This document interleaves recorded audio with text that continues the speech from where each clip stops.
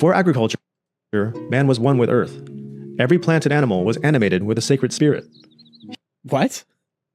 I'm sorry? We can all sense that AI will be the single biggest driver of change in the next decade, and may I think you're kind of over-exaggerating. very well be our last invention. No, it won't. It may very well be our last invention. Are you kidding me? You know what this is? This is end of history bias. End of history bias. The belief that we're at the end. That's the thing.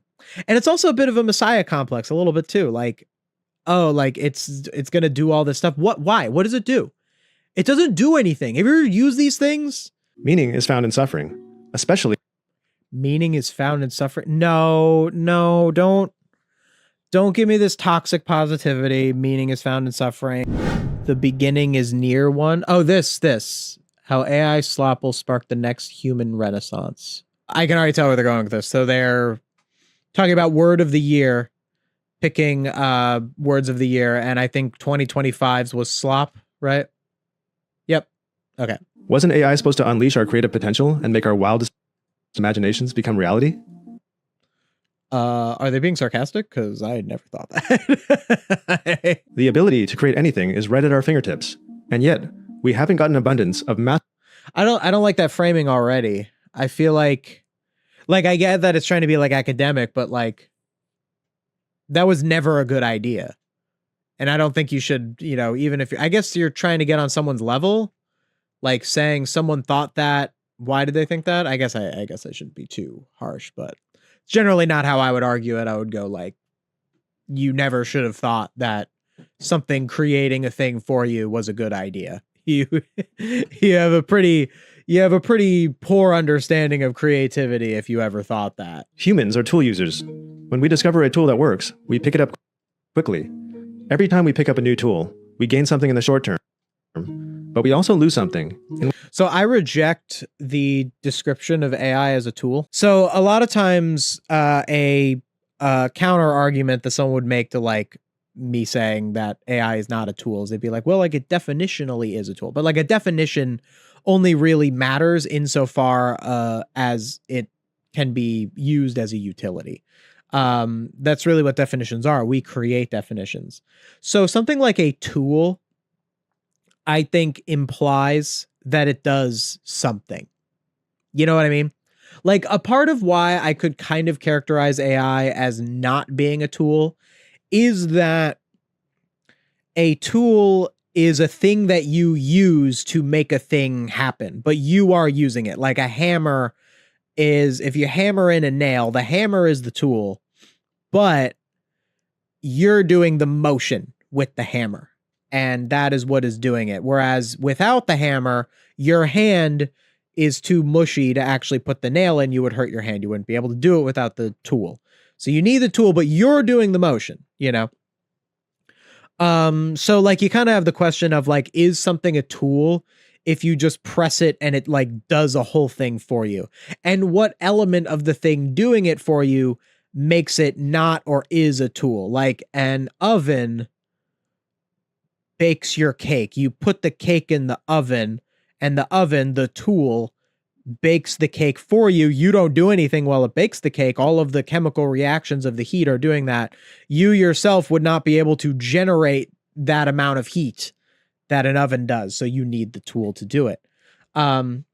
Your action was to put it in the oven. Your action was to turn on the oven and do this. So it's kind of like this idea. And I think just when you start to like think about it, it's like there are a lot of vague definitions of anything, of what a certain tool is. But I think the main reason why we shouldn't really call AI a tool is that I think when people do call AI a tool, they try to be disingenuous. They try to make it seem like, oh, well, like the person is doing it, but the AI is just helping. It's the tool, but it's not. The AI does it for you. When you bake a cake and the cake comes out, you put in all of the ingredients, you mixed it, you did all this stuff. The heat like made the cake, but there are elements to getting to that point of baking the cake that like make you good or bad at making a cake. Whereas with AI, it's not really a thing. It just does it for you. You put in the prompt and then it does it for you. And I think when you call it a tool, it does kind of remove that. And you could be like, oh, well, like, is a Roomba not a tool? Because you turn it on and it goes and it vacuums without you, whereas a regular vacuum, you're moving. And I think the difference between saying a Roomba to a vacuum and a AI writing to you writing is that the difference between you physically moving a vacuum and a Roomba doing it on its own, it doesn't really have any material consequences. Whereas when someone is writing themselves as compared to an AI writing something, there are major material consequences to that. And I feel like saying it's not a tool is a way of communicating that there are major differences. That's why I reject calling it a tool. What we lose is often subtle and takes a long time to play out. Look at some of the significant inventions of the past. Take agriculture, for example. Before agriculture, man was one with earth. Every plant and animal was animated with a sacred spirit. What? I'm sorry? Wait, this got weird. I don't know this channel. After Skool. They look professional. What the heck was that? That's more of a religious belief.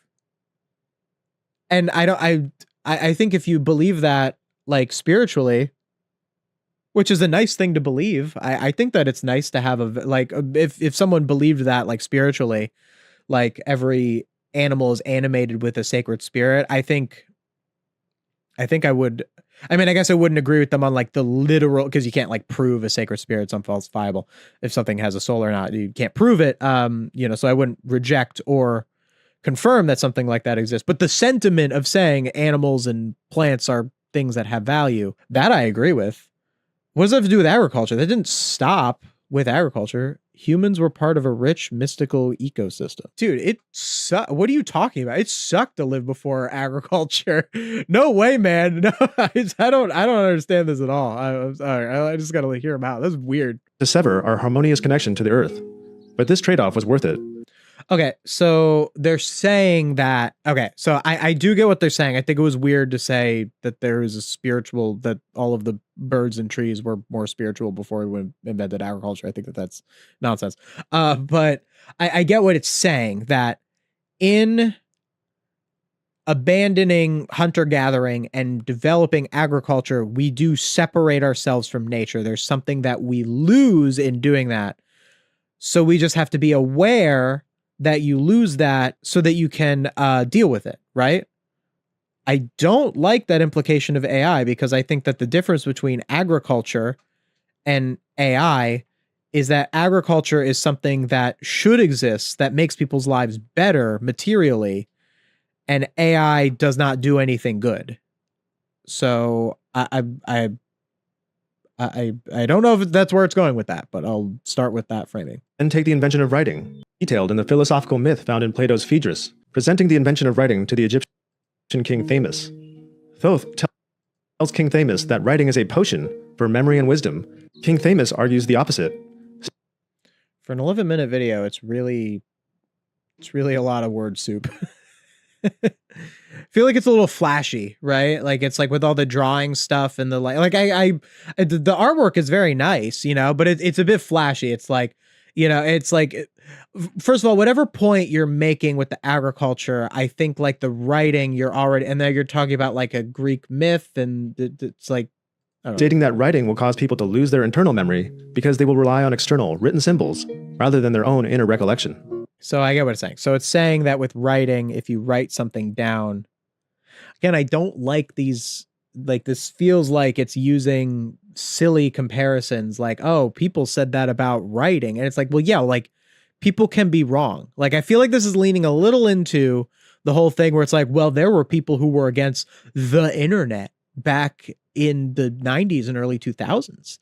People were against the internet. You sound like the people who are against the internet. First of all, the internet had a lot of problems, but the internet as a concept, and just as like writing is here, is nuanced.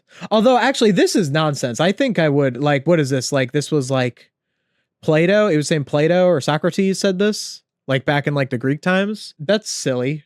People will lose their internal memory from writing. No way, man. Writing really helps your memory. I kind of reject this. I feel like this was like I feel like this is like ancient Greek philosophy slop here. Writing absolutely helps your memory. You write it down so you can go back to it. Also, your memory doesn't work that way. Your memory does not think. Your memory can't remember in the same way that writing does. Like, writing doesn't make your memory worse. Is there a scientific experiment that like would prove otherwise? I mean, that sounds a little odd, and it definitely is not a compare. Like, the reason that I argue against AI is not because it's some new thing, and I think like it's like, ooh, new thing is scary. It's because I have gone over all of the things that it claims to do and all of the things that it could potentially do, and they're all bad. They're all a net negative. They don't make the world better. I don't know what to tell you. I've gone through it. I have listed it all down. So saying it's maybe like what people thought about writing, making your internal memory go away. Well, no, because we've had writing for thousands of years and we've been better off for it. And there are things that make it useful. AI does not have those things. It does not exist, at least in terms of generative AI. I mean, specifically generating text, images, videos, music, and human sounding voices. That is what I mean. So like, you can be like, just want to clarify that there. Cause there's like, advanced search, there's, like, all the stuff where it's like the pattern recognition and the blah, blah, blah, blah, blah. There's a bunch of different stuff that is new technology that is useful, but like, I'm just talking about generative AI. There's no reason for it to exist. It will never do anything good. It will never provide anything it is a complete net negative in every possible way. I've checked. Watch my other videos. If you don't believe me, I'll continue to prove it to you. In the 1900s, electricity came along, but after lighting up our cities, we began to lose our connection to the night sky. Many people in dense... Yeah, so it's the same thing with the agriculture as the electricity. It's like, yeah, when you have technology, you need to use it responsibly so that you don't lose your connection to the things that the technology will make you lose your connection to. Yeah, you have the efficiency and the workmanship. This does not apply to generative AI. Generative AI does not need to exist.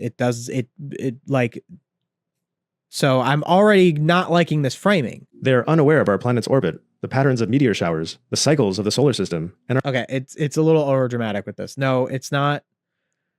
They're unaware of our planet's orbit. What are you talking about? Yeah, in urban areas, yeah, they haven't seen the stars. Okay. They're unaware of... What do you mean unaware? Of course they're unaware of our planet's orbit. You can't feel it from the ground. What are you talking about? Wouldn't you be aware of the planet's orbit? You can see the moon. The moon moves.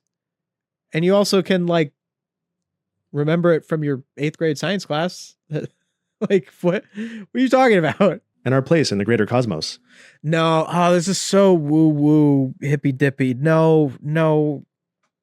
I mean, like, yeah, but, like, not because of electricity. Like, electricity is not bad because you can't see the stars.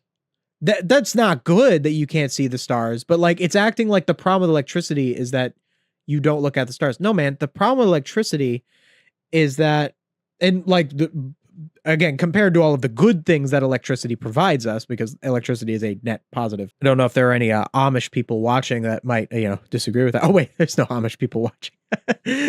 I guess I could speak freely on the subject. I mean, like, it sucks like that in cities. Like, ooh, there's so much like light pollution. You can't see the stars. It'd be nice to see the stars. And there are things about seeing the stars, yes, that can make you existential, make you think about your place in the greater cosmos or whatever. But like, that's not the issue. The issue is more utilitarian. The issue with industrial revolution is that we used it irresponsibly. We used it to pollute the earth. We used it to over rely on screens, where we don't read as much and we look at screens and it harms our eyes. And like, these are the actual material problems with electricity, and that people used industrialization that electricity helped with, but industrialization was, pre-electricity, obviously industrial revolution, but kind of leans into all that, is that people used it to maximize efficiency, to take advantage of people, to have people work in the factories to increase their wealth. Like, these are just ways that we did not use a technology that could provide good responsibly. Again, doesn't have anything to do with generative AI. Generative AI does not need to exist. You could have the perfect society. You could have the perfect people who are always, if you did have the people who were perfect and were always responsible with everything, they would just never use generative AI at all, but they would use electricity. They just would use it more responsibly. We can all sense that AI will be the single biggest driver of change in the next decade, and maybe I think you're kind of over-exaggerating it. It could die out in 2 years. I don't know. I'm not saying it definitely will, but like, is it? very well be our last invention. No, it won't. It may very well be our last invention. Are you kidding me? You know what this is? This is end of history bias. End of history bias. The belief that we're at the end. That's the thing. And it's also a bit of a messiah complex, a little bit too. Like, oh, like it's gonna do all this stuff. Why? What does it do? It doesn't do anything. Have you ever used these things? Watch my channel, see what we get, what this stuff produces. It's not that impactful. It's really not. What is it? It's 2026. It might not even be the most impactful invention of this decade. We still got 4 years. The glorified autocomplete. Like, really? That's going to be our last invention? Please. There's no denying that it's a tremendously powerful tool with limitless potential. I deny that it's tremendously powerful, and I deny that it's a tool, actually. I'm denying both of those things. It's not powerful. It's garbage. You know what's funny? I'll get comments on my videos. I got one that said, like, do you use AI in your scripting? And it's clearly someone who doesn't, like, know me. And, you know, and clearly I think the reason that people comment that is that they have no concept of how a video is written. Because if you had any concept of how video is written, you would know that AI could not write my videos on the main channel. It just can't. I wouldn't even get an advantage. Like, it's not even that hard for me to not use AI. Like, it really isn't. Like, you know, you'd think like, oh, like, yeah, like, oh, wow, Jackson is such a noble content creator. He abstains from using AI and getting a shortcut. Dude, my content would suck if I used AI. It's no good. Like, what I'm going to use it. What's it going to do to write my videos? It only helps you if what you're making is already crap. Like, it's not going to make it. It's not going to help me. Like, it literally is worthless to me. It's not that I'm willingly abstaining from using it because I'm such a noble creator. Pretty hard disagreeing with a lot of this video. There is a growing fear that AI will replace us all. As AI... It's not. I get it. You know, Terminator is a great movie franchise. I know. The point of Terminator is not that robots will literally replace us all. I mean, like, I guess they could, like, sure, in the same way that, like, aliens could come down tomorrow and, like, you know, give us all unlimited pizza. I don't like, you know, like, let's not cloud our minds with silly things. Like, when you look at a movie like Terminator and how robots take over the world in Terminator, it's not warning us of robots are literally going to take over the world. There's going to be Skynet. There's going to be Terminators. It's saying that unchecked reality can have bad consequences. So to us, we get, you know, the AI garbage channels. To us, we get widespread misinformation that leads to bad political policy. That's what happens when we let, that's more so because of rampant social media, is more why we have bad political policy now, but AI will make that worse with misinformation. But like, these things are exactly the consequences that Terminator warned us about. It happened. It did happen. Technology came about, we weren't responsible with it, and it made the world worse. This happened with social media, and it's why certain things are bad right now. This did happen. We just didn't get a Terminator. This is why media literacy is important, because you can look at a movie like Terminator and be like, oh, we did not heed the warning of what this movie was talking about, and these are the consequences that we faced. The consequences do not mean that literally, like, AIs replace us. It's silly. It's a silly thing to worry about. Why don't we worry about things that actually are going to be a problem and that are problems, instead of saying AI is going to come be a Terminator robot and replace us all? Like, it's just a joke. As AI proves to do everything faster and cheaper than humans can. As AI proves to do, is this a pro AI video? I thought this was an anti AI video. The person who recommended this to me said it was an anti AI video. This sounds pretty pro AI to me. Sounds like this was designed for them to keep their numbers up in the bubble. As AI proves to do everything faster and cheaper than humans can, it hasn't. It doesn't. Everything faster and cheaper? Everything. That's a high bar, dude. Again, this is a mythology. This is a thing that doesn't exist. Like, you'd be so surprised that like people describe AI like this, as this thing that does everything faster and cheaper than humans can. Where is it? Where is the program? Where is the AI program that does this? I don't know where it is. Does it make SpongeTruth's videos? Because SpongeTruth's videos are garbage. So like, what is it that does everything faster and cheaper than humans can? I haven't seen AI make videos that are even close to what I can make. So I don't really know. I haven't seen AI produce any sort of drawing or piece of art that you can't in some way feel less towards. Like, it can't do these things. It doesn't. Where is it? Where is the one? Is it locked up?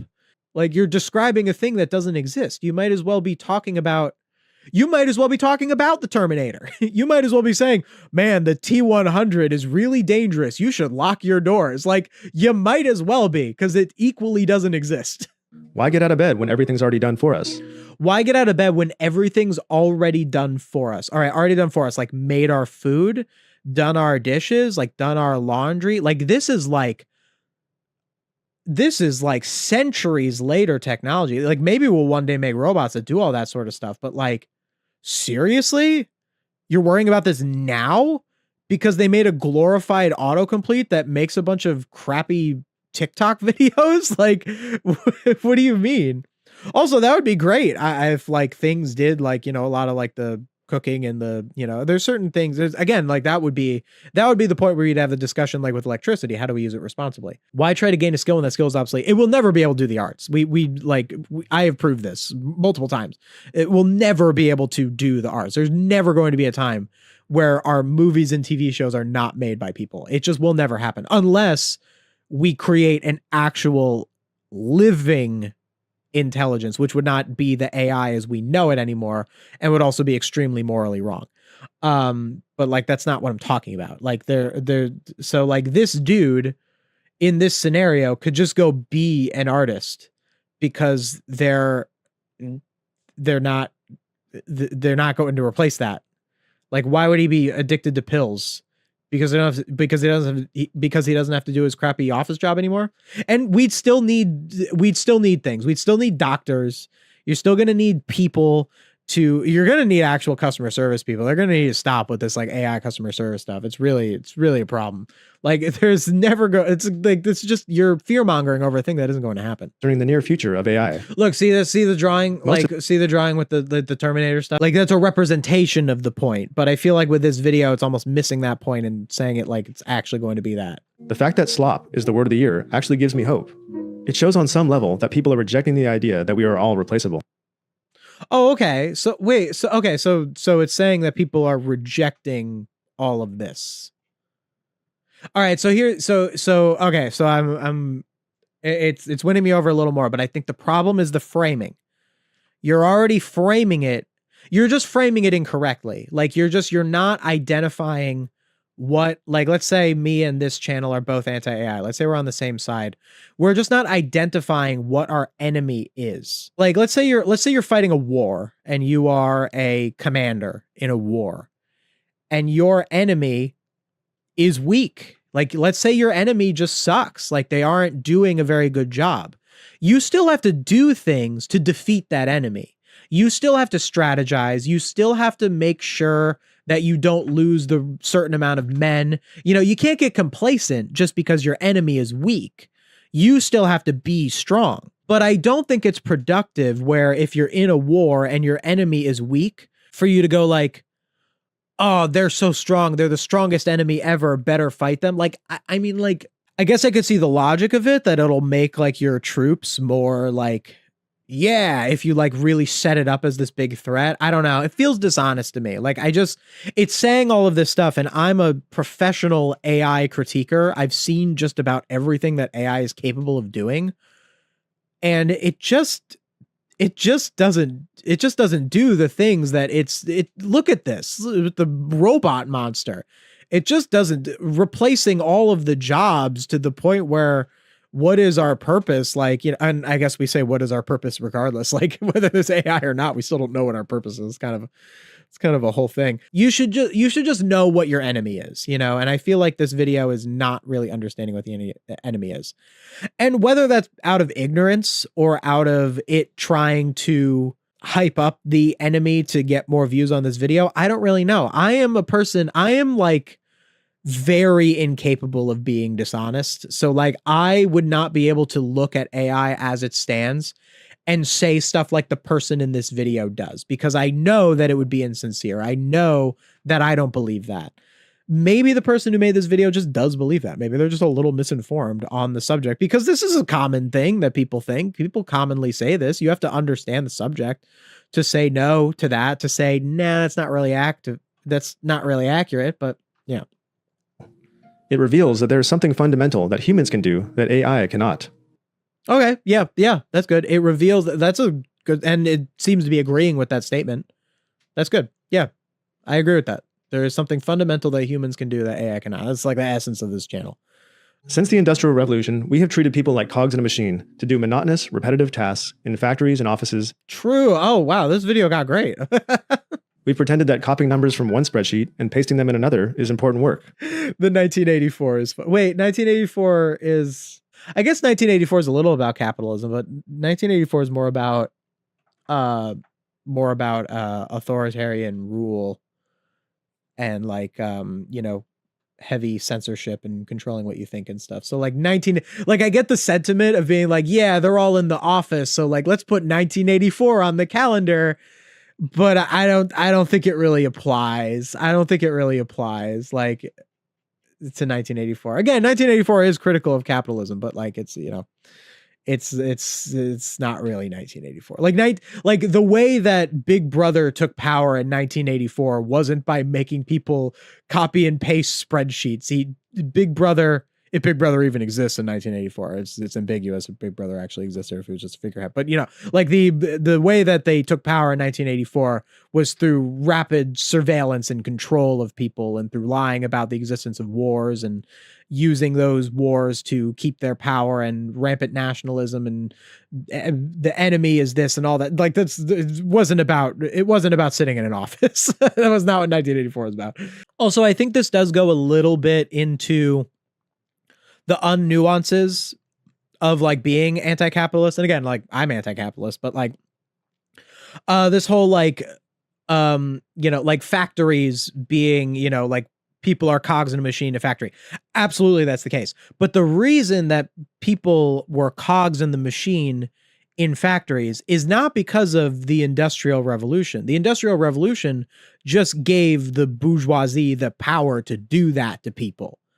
That's all that means. A factory that produces things, that creates things on a scale, a factory could be amazing. That would be a great place as long as all of the workers are in a union, as long as all of the workers are paid well and given breaks and that they're not employing children, you know. And the same thing can be said about like copying spreadsheets to other spreadsheets. Like, sure, is there a lot of administrative bloat work in office jobs in corporate America? Sure, of course there is.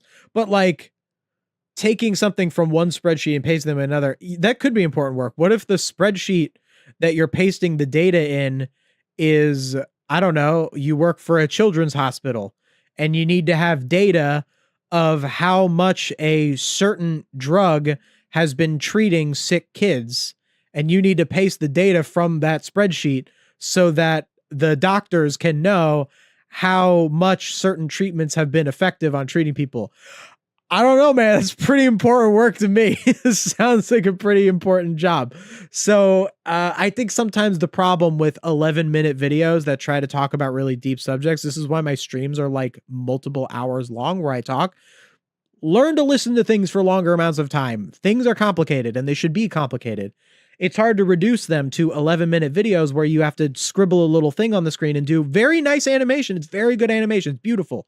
They're doing a great job. Whoever their animators are for this video, they're doing a fantastic job. They're great animators. But the problem is when the whole video has a little animation because it ups your YouTube numbers and your viewer retention when you do fancy stuff like that.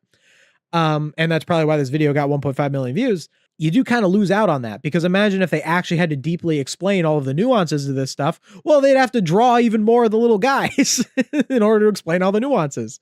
Just kind of an interesting restriction of this particular medium that is not a restriction of my medium, the live streamer. A great YouTube channel called Medieval Mindset argues that the 2030s will be the new Renaissance because in the next few years, quote, the AI flood will make unsimulated humanity the ultimate luxury good. So many of us. You know, I've heard this take. I think this take is possibly accurate, but I think a little bit of it is like cope. Like, I think it's kind of we hate seeing this stuff so much that we like to imagine that it's going to have an unintended positive consequence. I get that. That we can respond to it in that sort of way. I would say that I could generally agree with that take, that the existence of AI and stuff like that is making people want to like see more authentic stuff. There is a desire for authenticity that already existed before AI. So I don't know if AI is that much the cause of what would be this 2030s renaissance. I think that we already feel like we want things that are more authentic. And I think that's why we're going to see some of that stuff. And like, we'll blame it on AI. We'll say, oh, this is a response to AI. It's a backlash to AI. But I think it's just a general human want for things to be authentic that we always had and we always will continue to have. That really hasn't specifically gone away, but has been at times hurt by certain things like AI, like, how movies get very bad because of, business and capital and all this sort of stuff. That AI can only replace the drudgery. We'll be left. So no, I disagree with that. AI is not going to replace the drudgery. Like, it just factually will not. It's not. And like, what even is the drudgery? Like, it's so vague. It's so vague. Like, what is the drudgery? Like, it's drudgery for me to write my videos sometimes. Me writing my videos, it's hard work. I got to put it all in. I got to really figure it out. I got to organize my thoughts. That can be drudgery. My editing, when I edit videos, it's hard to edit videos. It's busy work. It is menial work a lot of the times, I love it. I love what I do, but like, it's not, that's drudgery. AI is not going to replace that. Like, it's just, I don't really love the narrative, it's such a like, yes, we're going to have this thing and it's going to replace all of the bad stuff and we'll just be left with the good stuff. Yay. We do need to taper our expectations and understand that there's not going to be a thing that's going to replace all of the bad stuff. It just isn't. It's just not how things work.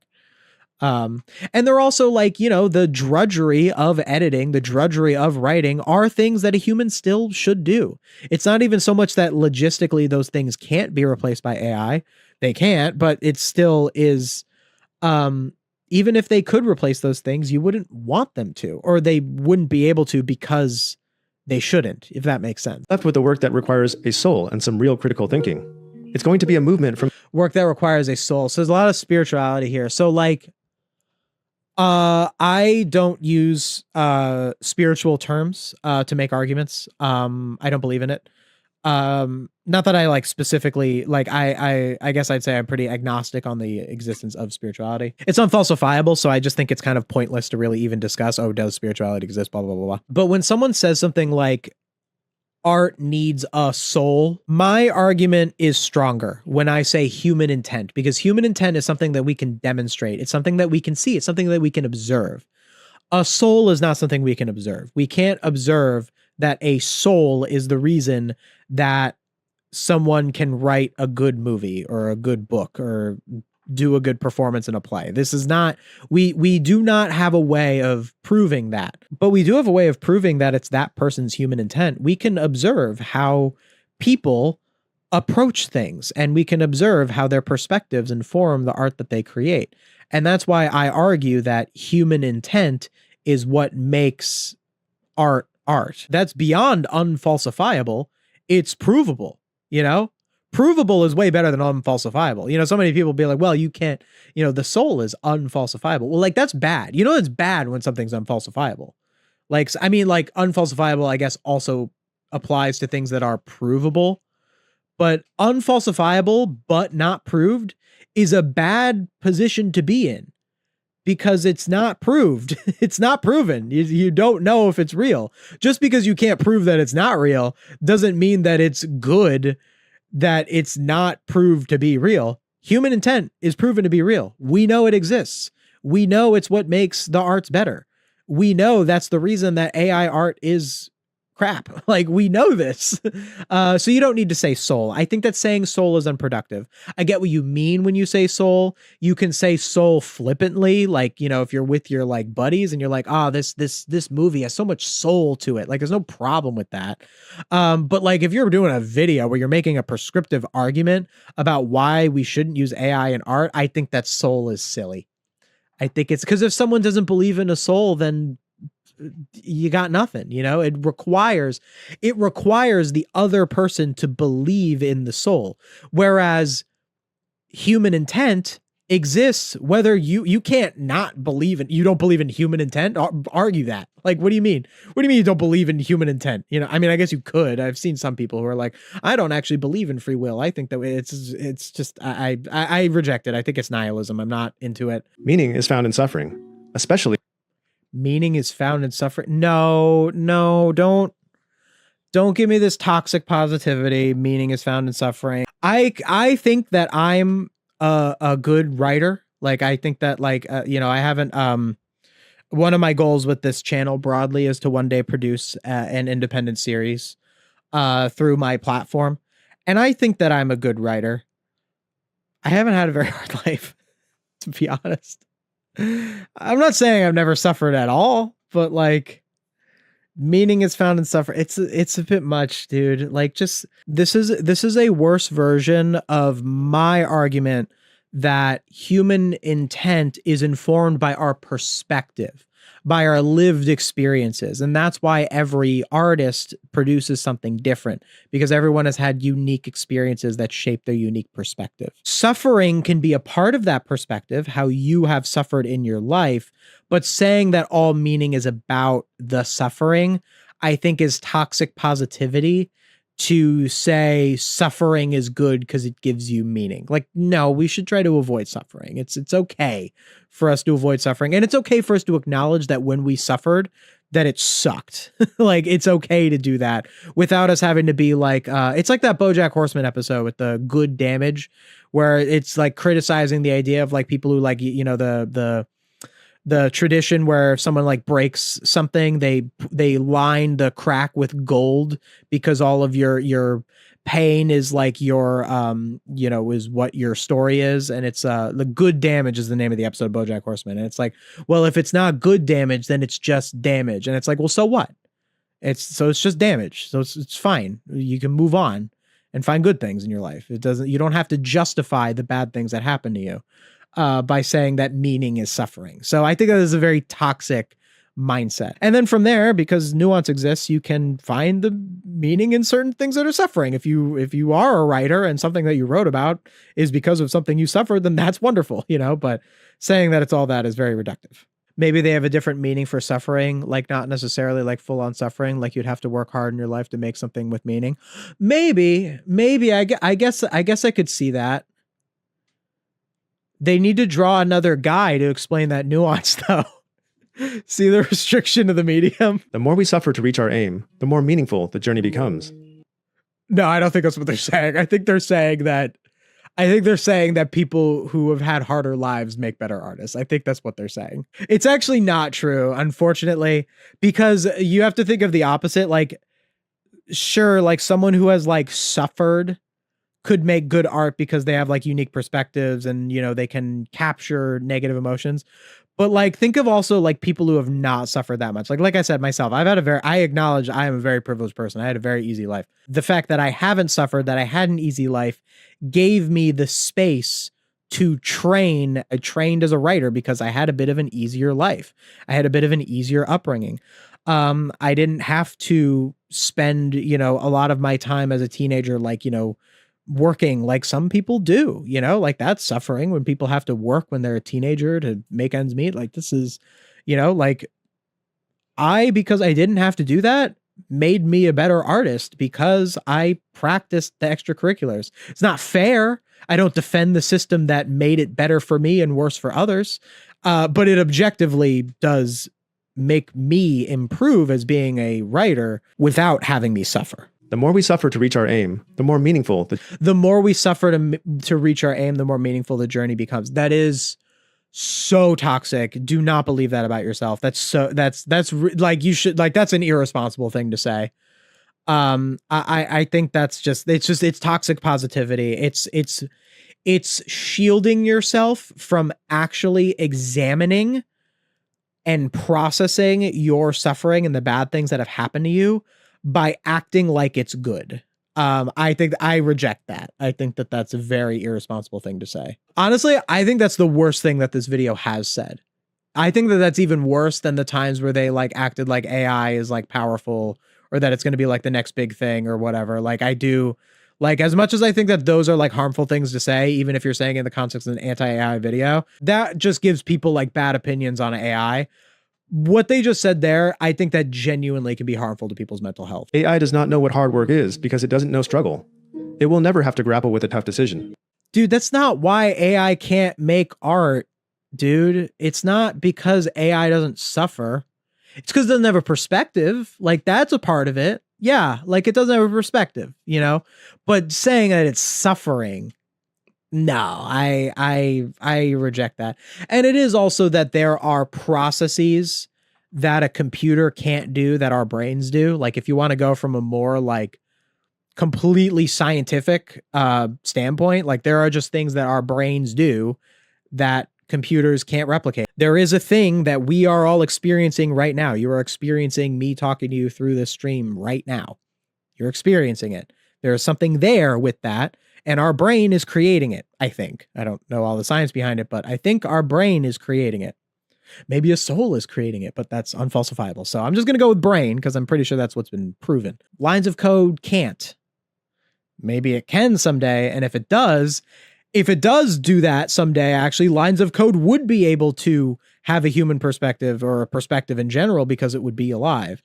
So I just think the framing is wrong by saying it's about suffering, that it's like, you know, like, I like, you don't make good art because you were Jesus on the cross. That's not why you make good art. You make good art because you honed your craft and you worked hard. That's what makes good art.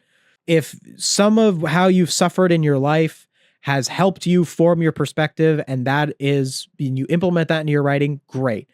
But that's not the craft. The craft of writing is technical. It's a skill. It's like sports. It's like anything. You have to learn how to do it, and you get better at it. And that's what AI can't do. Along with not having a perspective. It's those two things that make us good at it. Wrestling with suffering, discomfort, risk, and adversity is an integral part of what truly makes us feel alive. Dude, you just said that. Unsimulated humanity will become the ultimate luxury good. Carpenter. You already said that. It's repeating itself. For an 11-minute video, it's repeating itself a lot. Like, people complain that I repeat myself. You like, you know, so they're like, you kind of said the same thing twice in one stream. Yeah, because I'm talking for hours at a time. And I don't remember everything I'm saying. It's an 11-minute video, dude. You didn't notice in the script that you said the same thing twice? I believe that unsimulated humanity will become the ultimate luxury good. Again, I probably made some mistakes like that in my videos as well, but like, I don't know, it's kind of repeating itself. Will take pride in crafting a chair again. Businesses will use hand. Carpenters will take pride in crafting a chair again. They already do. They already do. Look up who's the guy from Parks and Rec, Nick Offerman. The guy, Nick Offerman's like a super into woodworking. Just look up Nick Offerman talking about woodworking. People still take pride in crafting a chair. I promise you. This is not a thing that has gone away and is coming back. Again, this is kind of like what, like, I don't care about, well, it's not that I don't care. It's just that it's not a real problem. An individual person not feeling pride in like making a chair is like not really a systematic problem. The systematic problem is that broadly we have accepted bad media, and we have accepted, I guess it's also related to AI. Misinformation is a big problem with AI, but I guess this is more about like movies and TV shows being good. We have accepted bad media. We have accepted these sorts of things. And the reason that we accept these things is because of material conditions of marketing campaigns and over consolidation of business and capital interests that make movies bad because they want to get out the movies quickly and they want to get out the exact kind of movies that will appeal to the broadest audience. These are specific problems that have specific solutions. Just people going, oh yeah, like I'm so annoyed that everyone's using ChatGPT and everything on TikTok is like made by AI, which is not, by the way. Like if you hate AI and you scroll on TikTok, and you don't engage with stuff that's AI, you'll like never see AI. I scroll TikTok with my fiance. Like sometimes we just like look at like little things on it. I'm not a big TikTok person. But like my feed is anti-AI. I get people like that guy, like that dude who will like talk to his like chat GPT in like the really monotone voice, and he'll say something like, chat GPT, I'm sinking in quicksand, like help me. And the chat GPT will be like, I hear what you're saying. That guy, like I'll watch like that guy. That's like my whole feed on TikTok. I don't see AI everywhere on my TikTok. It knows I hate AI, so it doesn't recommend it to me because I'd stop using the app for it. But anyway, but I digress. The problem here isn't some lumberjack guy going, all this AI stuff, I'm gonna go build a chair. Like it's actual systematic material problems that don't really get solved by just going, well, we all reject it. Like you have to actually make prescriptive arguments and have a strong understanding of these things in order for it to get better. And again, like I think that I would say that this video in a lot of ways is a net positive. It's good that 1.5 million people have viewed a video and have responded positively to a video that is talking about how we're going to care about human intent and speaks positively about someone getting involved in a hobby like woodworking. I get that. I think that's really nice. Even with the stuff about the like suffering and even in the over exaggerating what AI is, I think those things are bad, but I think that this video is a net positive. I just want to criticize some of the stuff that's a little silly about it. I think it could have been better. Speakers will express their spontaneous feelings, and we will enjoy their ahs, and stutters. And we will enjoy their ahs, and stuff. What are you talking about? No, like you should still be a good public speaker. I mean, first of all, a stutter isn't a stutter a medical condition? I'm not going to say that because that doesn't really apply to this. I mean, I guess like a stutter can be a colloquial term, but a stutter is like an actual medical condition where someone involuntarily has speech issues. So that doesn't really apply to what I'm about to say, because that's different. Being a good public speaker is still important. That's an art form. If someone is like speaking really publicly, especially if it's prepared, like I say and ah all the time on the stream. I edit it out a lot of the times. It depends on the kind of stream. Some streams I don't edit as much. Some streams I do. I think this one, if you're watching this on Jackson Fairlight Podcast, I probably edited out a lot of my uhs and and all my stuff like that. Not my stutters, because I don't have a stutter, because that's an actual condition, right? Am I wrong about that? Is stutter just I might be wrong about what a stutter is. I want to be respectful to anyone who may suffer from having a stutter and understand that it is different from what I am talking about in terms of training speech. It's both. The stutter thing, it's both. Oh, okay. Okay. Gotcha. So they're not wrong in the way that they said it. But being a good public speaker is an art form. Like if you have a prepared speech, you probably shouldn't have an or or a stutter if you don't have an actual stutter medically. Like these are things that are valuable. Presenting yourself in a certain way with speech is important, and I think it is something that we should value.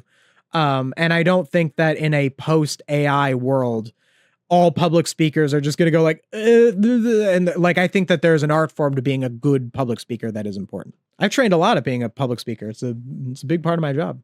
We will applaud the squeaky noises caused by fingers sliding against the strings of a guitar.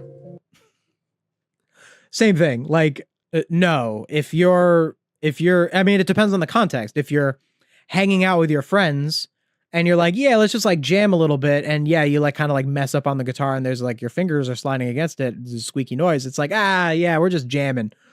But if you're like, hey, I am a professional guitar player that you paid to see, no, I don't think that we should take joy in the squeaky noises sliding against the strings of a guitar if they're like messing up.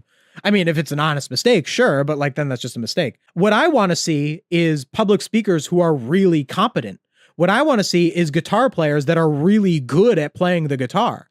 Not people who are like, I like kind of messed up on the guitar, but like, that's okay. No. I want you to be good at it. I just don't want AI to make music. Like that's what I don't want. I don't care that we have high standards when we see people play the guitar. We should have high standards when people play the guitar. There are people out there who are really good at it. So if we expect people to be really good at it, this encourages people who aren't as good at it to practice more. And that's better. So that's a little silly. Diners may even laugh when a human waiter gets their order wrong. May even laugh when a human waiter gets their order wrong. I mean, you shouldn't get mad. Wait, what? That's not art. All of those things were art, not a waiter getting an order wrong. I mean, like, I'm not happy when someone gets an order wrong. I'm nice to the server who made an honest mistake. I'm not like laughing about it. Actually, it'd be kind of mean to laugh about it, but like, no, like again, this is also toxic positivity. Let's just laugh that we got our order wrong. No, it sucks when you get your order wrong.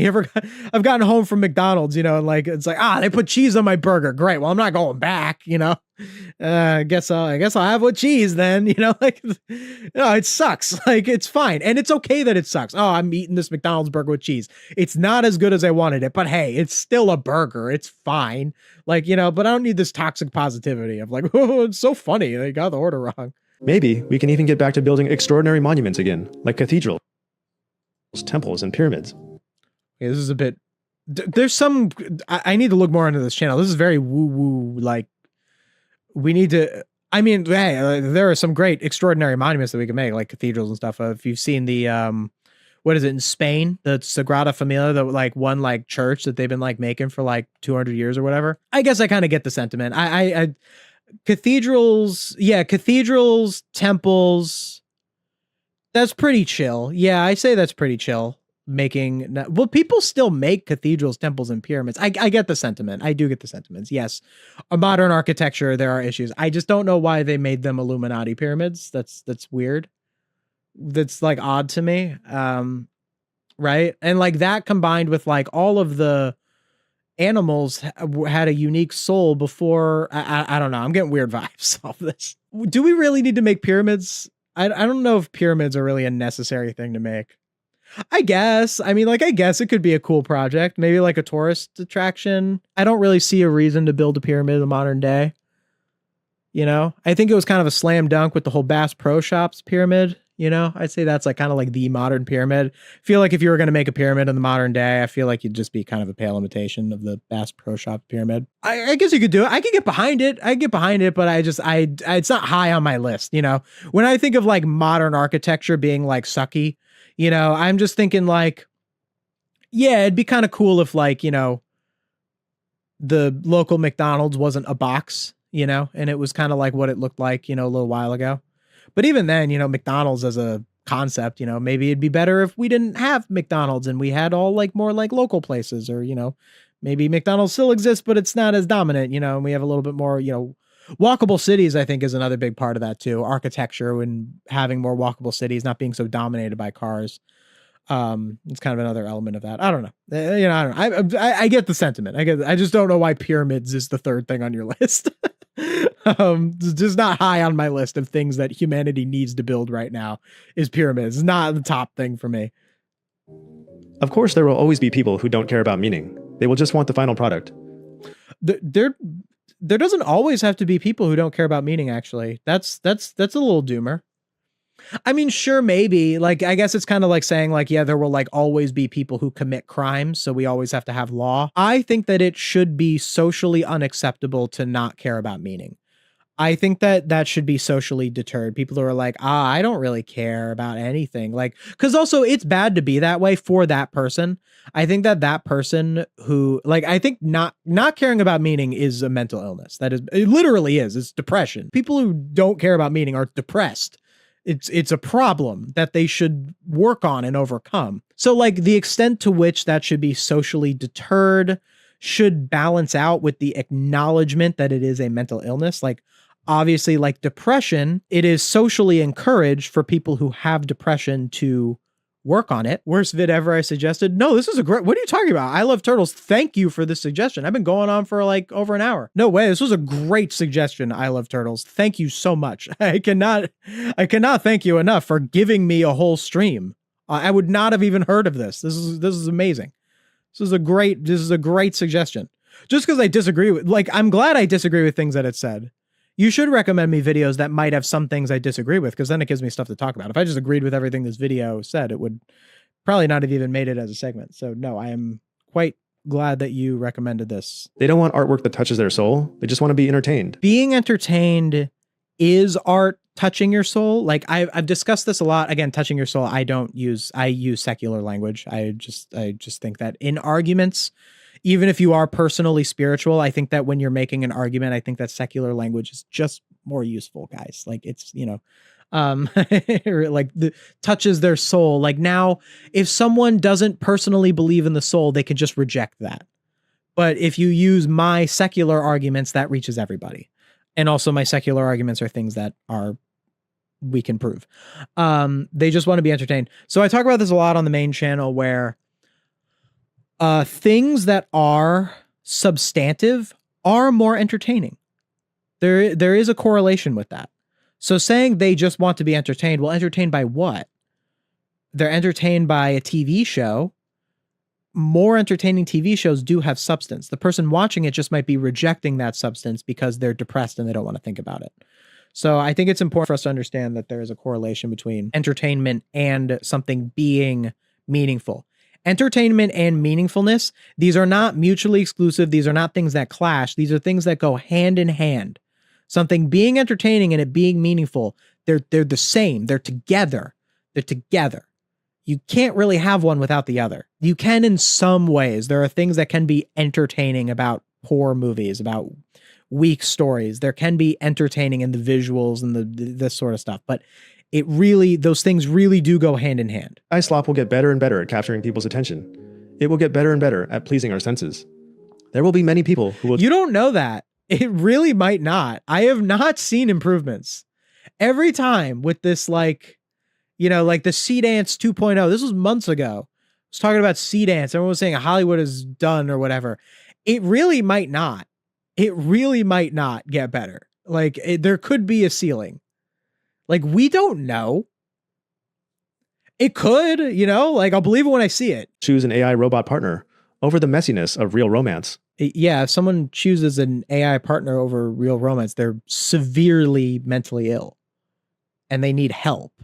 They need help in their life. Like just acting like it's just a personal choice thing. Like, oh yeah, someone's just going to do that. And I know they drew them as a caricature. So clearly they're saying that they're not making the right choice, but like, I think it's more a matter of like mental illness. Growing trend of young people who seem to be aware of the brain rot they're being force-fed, and they're taking their lives back, rejecting AI slop and these algorithms that are robbing. This is not new. Like the idea of people have always rejected the lowest form of entertainment. Like before AI, there was the Real Housewives, and like there would be people who would watch actual TV shows and they wouldn't watch the Real Housewives. Like this has always been a thing. This is not new with AI. It's just, that is just the different way of doing it. Also, people don't really watch AI knowingly. They kind of do. I know there's the Fruit Love Island. I know there's certain things with it. Or there's like the Ghibli where they make it themselves. But like a lot of AI videos are just videos that are pretending to not be AI, that they're tricking you. That's like most AI videos. That's like Sponge Truths. That's all the stuff I go over. It doesn't tell you it's AI. It tricks you. Like, so a lot of AI stuff is like not people knowingly even watching it. So it's kind of like setting up this narrative. It's creating this almost straw man of a person who like watches AI stuff and like doesn't care. And those people exist. They do. So it's not exactly a straw man because they do exist, but like a lot of the AI stuff online is tricking you to not knowing it's AI. Surprisingly, many of Gen Z and younger have traded in their smartphones for dumb phones. They've committed to reading physical books. Is that common? Trading in smartphones for dumb phones? I don't know if I could do it. I've thought about it. I definitely think Reddit's pretty bad. Like sometimes I scroll Reddit. I feel like I get very little out of Reddit. I actually think that, and I've even referred to TikTok in a very derogatory way. I think that if used responsibly, you could have a positive relationship with TikTok, with the short form content. I think if used responsibly, it can really suck you in. Maybe a little bit Reddit too, if you have a responsible relationship with them. Yeah, I don't know. I don't think I'd be, and I research stuff. Like I look up information all the time on my phone. Like I'll be like, oh, like especially for my job, it's like, oh, what SpongeBob episode did this happen, and what season was it in? So I say it in a script. I just type it on my phone. I don't think I could do it. I don't think the whole getting a dumb phone is like super necessary. I get the sentiment. If I knew someone and they were like, "Oh yeah, I got rid of my smartphone and I have a like a BlackBerry." If someone said that to me, I'd be like, "Good for you, man." Like I would think that, if I like, clearly that person in doing that is making some kind of positive change in their life. It's just that you can make that positive change, I think, and still have an iPhone, if that makes sense. Like if you can still read more, you can still refrain from scrolling stuff like Reddit, you can still do more productive stuff, you can still not engage with AI and still own a smartphone. So as this trend of people getting dumb phones like gets bigger, and I'm sure it will get bigger, and I don't think it's a bad trend.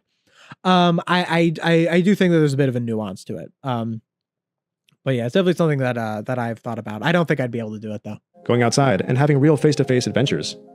They are seeking to reconnect with something modern civil. Okay, people already do that. People go outside and go to any park, there are people there. Go to any library, there are people there. Should there be more people there? Maybe there should be more people there, but they're there. They exist. Go to a mall even. I know malls can be a bit consumerist or whatever, but like a mall is kind of a representation of like a past gone by, like the idea of like shopping in a physical place where you can like order everything. Go to a mall. Like there are dying malls, sure. Maybe this is biased towards my area, that maybe I live in a more populated area, but like they still do these things, Civilization has lost a soul. Reconnect with something modern civilization has lost a soul. No, we haven't. We're fine. We're okay.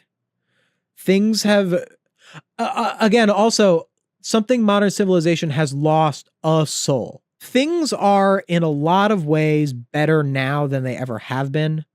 Some things are worse now than not too long ago. For example, bigotry is worse in the 2020s than in the 2010s. Like if you look at the progression of bigotry, of people being hateful towards certain groups, we saw an upward trend up until the 2010s, and the 2020s I think are worse. I think that is a thing. I don't have any data to support that. Maybe that's not true. But like, that's just kind of anecdotally, I kind of see that. Like things can get worse. But like lost a soul. When did we have a soul? What do you mean a soul?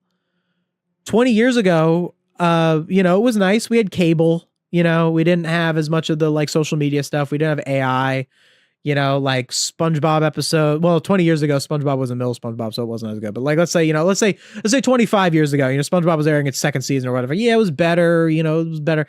But like, they still aired crap. They still had reality TV. They still had things that were, we've always had times where we didn't have a soul. So like acting like there was a time where we had a soul and we need to like go back to it. No. It's just a simple progression where things are changing and things are developing. And some of these things that have developed have negative consequences, AI being one of them. And some of the attitudes that we are looking to embrace, like going outside more, like limiting our screen time, like reading more, like all that sort of stuff, are positive. And it's good that we are talking about those things. Dressing it up like modern civilization has lost its soul is unproductive. And I'm not here to condemn anyone using it. But for me... is that actually filmed? This isn't digital? Dang, impressive. Maybe I'm dumb that I thought it was digital. Because of the hand. The hand is there. I thought it was an effect. I'm not an artist. My fiance's the artist. She drew my guy. She did that. I didn't draw that. I can't draw that. I don't have that kind of talent. AI mass surveillance. Maybe we could check that. Look, Wabi Sabi, the Japanese art of perfect imperfection. Yeah, some of that like toxic positivity I was talking about. Genius solution to transform barren land into fertile garden. Okay.